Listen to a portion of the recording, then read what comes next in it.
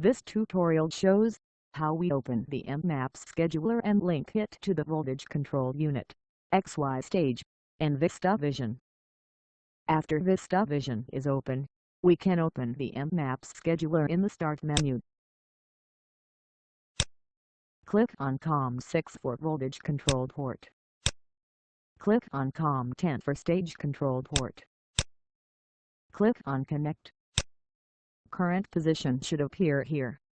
We can test the voltage by checking the box. We should hear a click sound.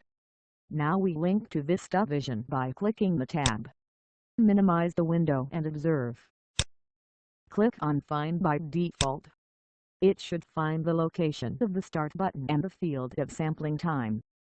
We need to manually assign the position of the green button and the CPS field. Click on Green button. Move to the position of the green button, hold Ctrl and left click. If it is assigned, the status will turn to Assigned from Assigning. Then we click on CPS region. Move to the upper left corner of the field. Hold Ctrl and left click. Move to the bottom right corner. Hold Ctrl and left click. If successfully assigned, the status will turn to Assigned. Now the mMAPS scheduler is ready to work. In the new version of mMAPS scheduler, we can link to the laser for optimizing the position. After link to the green button and the CPS, we click on the Device Control tab and move the Excitation unit to the Data Acquisition tab.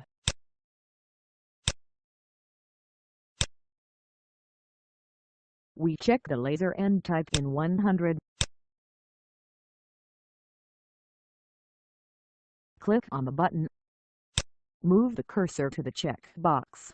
Keep pressing the Ctrl and left click. Now we have linked to the laser. It will turn on the laser during the optimization, and turn it off afterward.